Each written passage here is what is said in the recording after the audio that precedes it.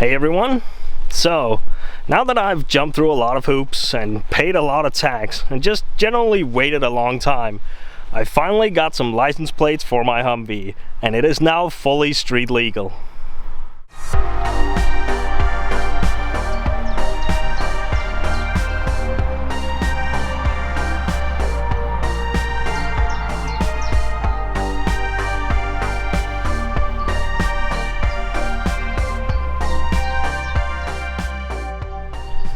So all the things that I've done to this so far has really just been things that would make it pass an inspection and get it road legal. Such as the lights, where the headlights have been replaced for Euro spec lights. And I needed some kind of marker lights or parking lights, so what used to be the black lights down here, they have been turned into marking lights. And also the two orange lights, they are now just indicators.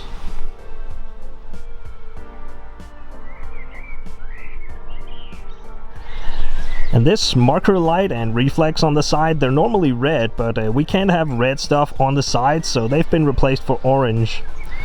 And the rear lights, they normally have the American style light where they're just using the brake light as the indicator, but we can't have that, so I've modified this bigger black light down here to be the indicator light instead.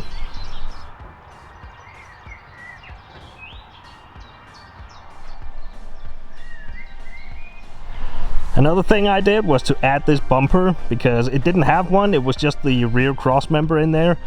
And with that, the distance from the ground to the bodywork, that was way too much. But I figured that with an airlift bumper, it would bring it down just enough to make it legal.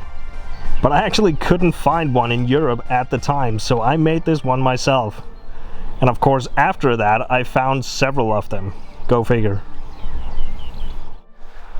Now, of course, none of that is actually important to the drivability of this, but there are some things that are important that really should be done before I start taking this on the road. And really, it should be done to any of these surplus vehicles, because you never really know the history of them. Most of it is just general maintenance, but there are some very Humvee specific things that we also need to take a look at, and some of you guys have also pointed that out. So let's get this inside and start taking a look at it.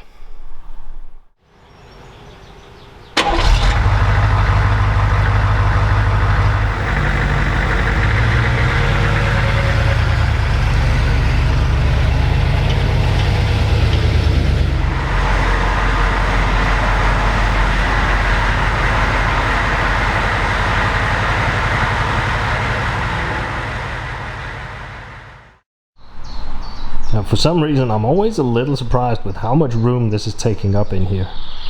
Anyway, I'm going to start by draining the engine oil, replacing that and the filter, same with the transmission and also the oil in the transfer case.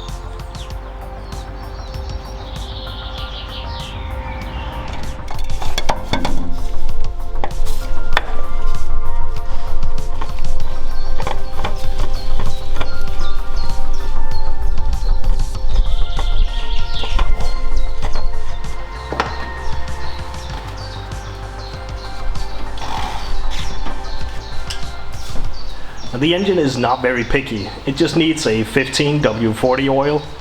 However, some say you should stick with a mineral oil because the synthetics might make it a little more prone to leaking.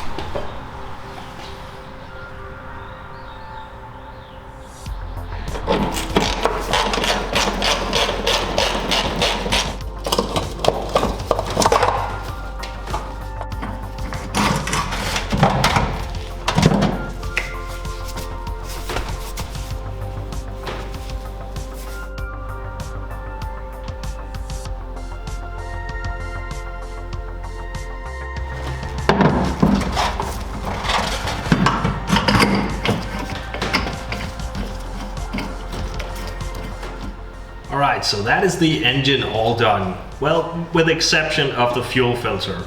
I couldn't get one of those anywhere near me, so I had to order one from Germany. And since I'm using this take, that means it didn't get here by the time I was done with this video. But it is a pretty straightforward process. It's just a matter of replacing the element, bleeding the air back out of it, and that's pretty much it. So I'll just be doing that whenever I get that filter. Now, I'm going to be changing the oil in the transmission. I'm not going to flush it or anything because the oil actually looks alright and this doesn't have a whole lot of miles on it. But I do want to get in there and change the filter, and for that I'm going to take the oil pan off, so I will be replacing the oil in there. And also I'll replace the oil in the transfer case because that doesn't have a filter at all.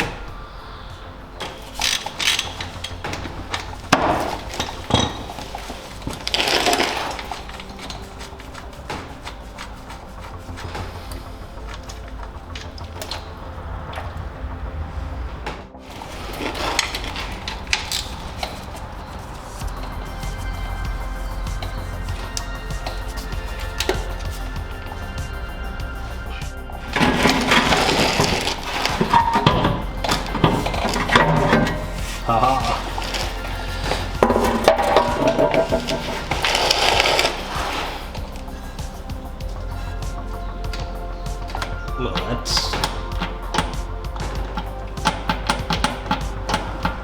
okay.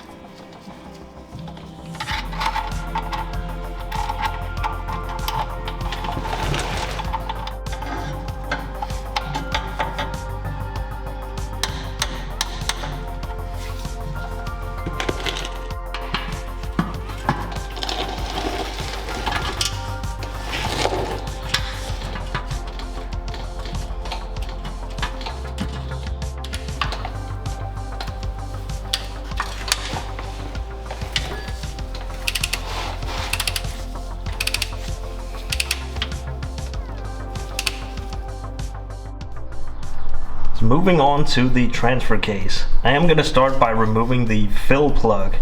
That's because the cooling of this is actually done by the transmission. There's a tube running through this with the transmission fluid, and if that is leaking, the transmission is going to be pumping its fluid into the transfer case. So if you take that plug out and the oil is flowing out of that, meaning there's too much in there, it could be because that tube in there is leaking.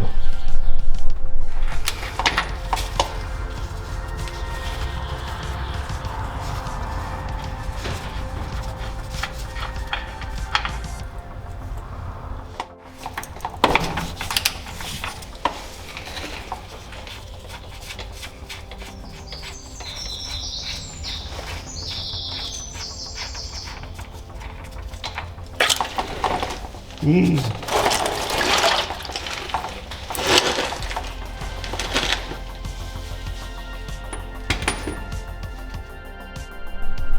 the transmission and the transfer case will need a Dexron 2 or Dexron 3 oil.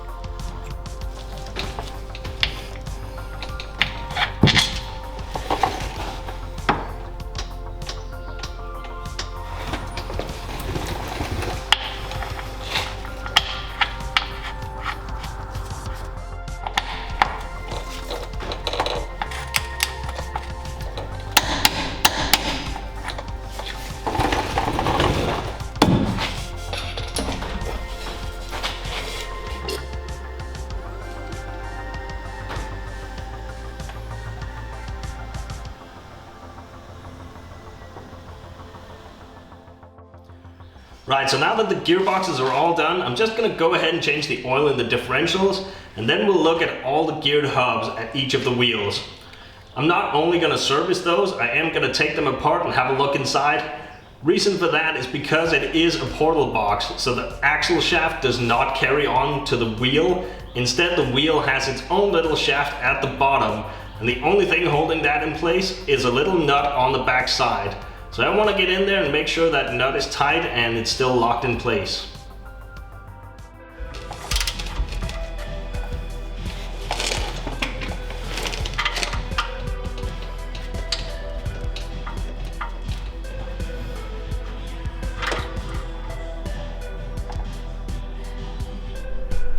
The differentials will just take an 80W90 gear oil.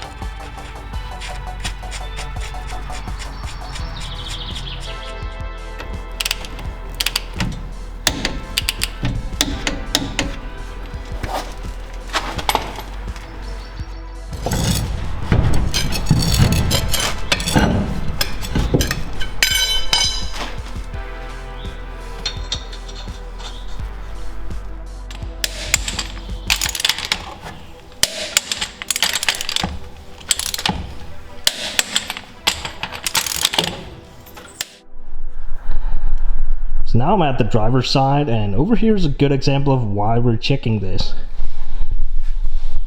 So it looks like the last guy was actually not bothered to bend both of the tabs. It only has one that's actually holding the nut.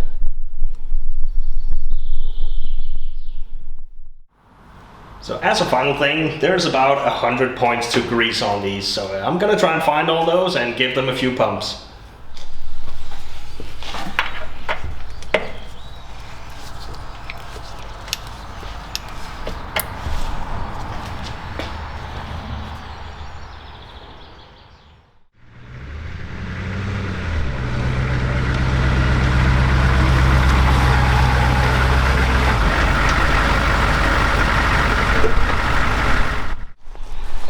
So now I can finally hit the road in this, and I can do it with the confidence that it's not about to blow up.